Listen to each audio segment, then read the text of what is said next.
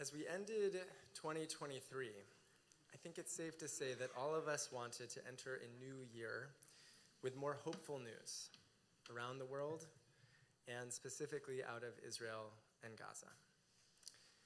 This weekend, we will mark 3 months since October 7th, and the war still consumes our minds and our hearts with a rising death toll of thousands of Palestinian civilians, ongoing military casualties on the Israeli side, and of course, over 100 hostages still in Gaza. October 7th has already become a date like September 11th, which will conjure in our souls the memory of extreme anguish. It was, as we know, a before and after date for our people and maybe for the world. But as we consider how to punctuate time as Jews, I'm reminded that October 7th, 2023 was also Simchat Torah. And whether we liked it or not, whether we even realized it or not, we rolled the scroll back to the beginning and started to read Genesis all over again that week. As we read of chaos turning into order at the beginning of the year, it felt like our order had turned to chaos. We try to make sense of the moment while also finding some rootedness in our eternal text. And in the ensuing weeks, what did we find there?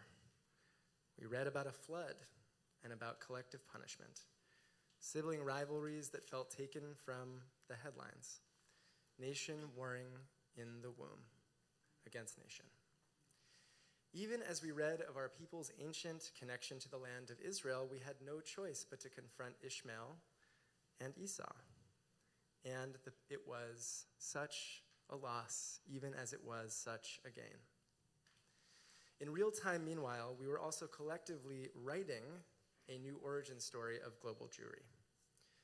We made statements and debated sermons and attended demonstrations of every kind. I'm sure even in this room, every kind or almost every kind is represented. And predictably, we fought among ourselves as we reeled from the pain of Jewish suffering, compounded soon after by Palestinian suffering, both of which are ongoing. And we have felt so powerless to do anything about it. But this week, as we entered a new secular year, we also cracked open a new book, Exodus. Suddenly, the narrative shifts from a family of imperfect individuals toward the origin story of a new nation. Soon enough, that nation will undergo a foundational experience, the Exodus from Egypt, and then the revelation at Sinai. I know that we will get there too, but we're still in Egypt this week. That's definitely for sure. And try as we might to feel hopeful, we're still in the narrows of war. What then, might we ask, should Exodus teach us? For me, I'm most wondering what it teaches us about how to lead. There is no Exodus without Moses, after all. And over the past 3 months, countless people have weighed in on how we should be leading. We, the clergy, we, CBE, we, the American Jewish community. And as you can imagine, as you very well know, those people offering opinions did not ever agree with one another, making questions about leadership even harder to answer. And many of us have wondered what kind of leadership from any source might end this suffering as quickly and as justly as possible. This week's Parsha primes us to think about leadership in a time of pain. Exodus chapter 2 describes Moses' birth and the fateful way in which he enters the palace of Pharaoh. And then, after watching Moses grow up, we see how he accepts somewhat begrudgingly the mantle of leadership. In chapter 2, verse 11, the story moves from the set induction of Moses' salvation into his maturity. The previous verse describes his childhood, and then we read, Vayhi bayamim hahem, sometime after that, Vayigdal Moshe, Moses grew up. The word Vayigdal appears twice in these verses, hinting that Moses' maturation is not just about getting older. It continues, Vayitze el Echav, he went out to Echav, his brethren. Vayar besivlotam, and he witnessed their labors. Vayar ish mitzri makeh ish ivri me'echav. He saw an Egyptian man striking a Hebrew man, one of his brethren. This last phrase does two important things in the text. It uses the word ish, man, with both Egyptian and Hebrew, identifying the humanity of both of them when merely saying Egyptian or Hebrew would have been sufficient. And then it goes a step further, saying me'echav, meaning from his brethren. From context, we know that the Hebrews are Moses' brethren, but the grammar is imprecise, and it could be that his brethren are either the Hebrews or the Egyptians, or maybe even both. As Moses comes into awareness of his own identity as an adult, he realizes that he has a conflict within himself. He's lived his entire life in Pharaoh's palace, but he knows that he is a Hebrew. These two parts of himself agitate against one another as he's able to see both the Egyptian and the Hebrew as anashim, human beings. But empathizing with each may be too much for him to bear. That conflict must eventually boil over, and it does in verse 12. Vayithen ko v'cho, and he turned from one side to the other. Vayar ki ein ish, and he saw that there was no human around. Vayach et hamitzri vayit manehu acho, and he killed the Egyptian and hid him in the sand. It is a famous turning point. Suddenly, Moses is no longer able to contain the conflict that swells within him, and he strikes the Mitzri, the Egyptian, leading to his death. Here, the Torah drops the ish in reference to the Egyptian, calling him merely an Egyptian, as opposed to an Egyptian man. He loses his humanity. And as if to drive this point home, the pshat of the text says, Vayar ki ein ish. He saw that there was no man, no human around. As we watch this episode as if it were in a movie, we can see that Moses looked around to see if anyone was watching, and deciding he could get away with it, he acted out his rage, consumed by an inner conflict, and he killed the man. But Torah commentators are not satisfied with just this reading. What did it mean that there was no man around him at that moment?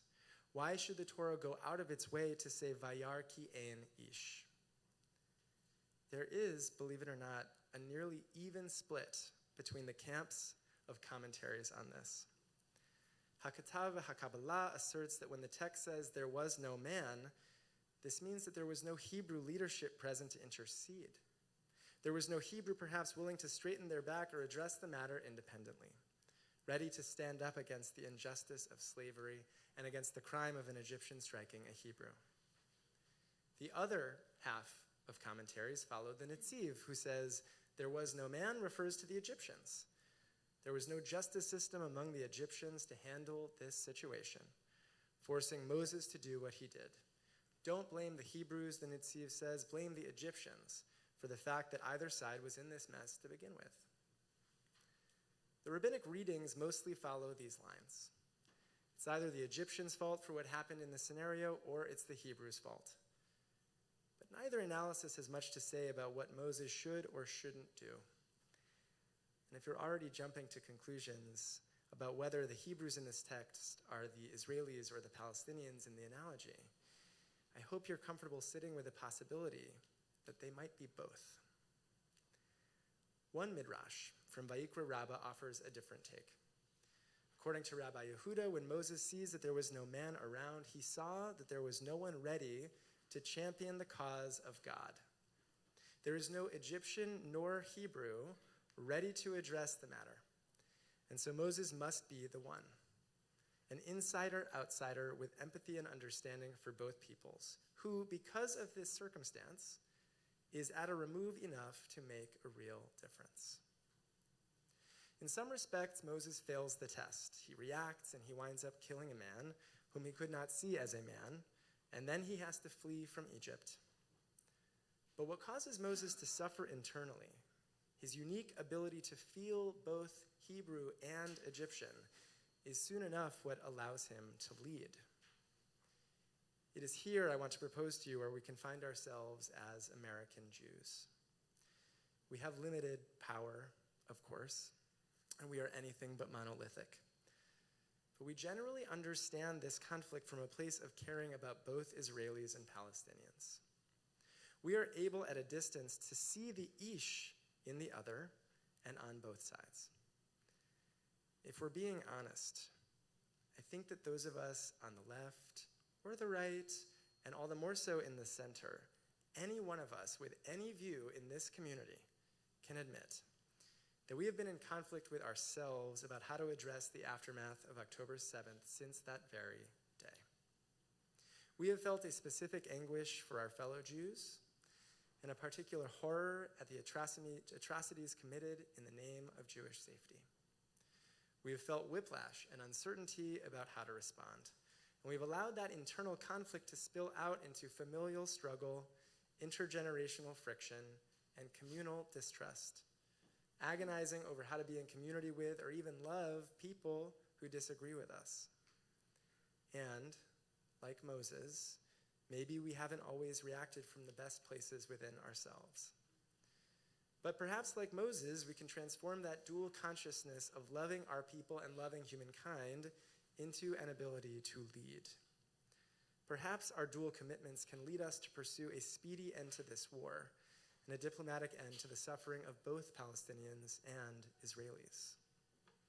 That remove is important, since the closer one is to this brokenness, the harder it seems to act with full, complete hearts. As American Jews, we can demand a diplomatic end to this war now with a release of hostages. You've already heard from this bima clear language about what needs to happen. As Ehud Olmert said last week, the time has come for Israel to express its readiness to end the fighting. Yes, end the fighting, not a pause and not a temporary cessation of 2, 3, or 4 days.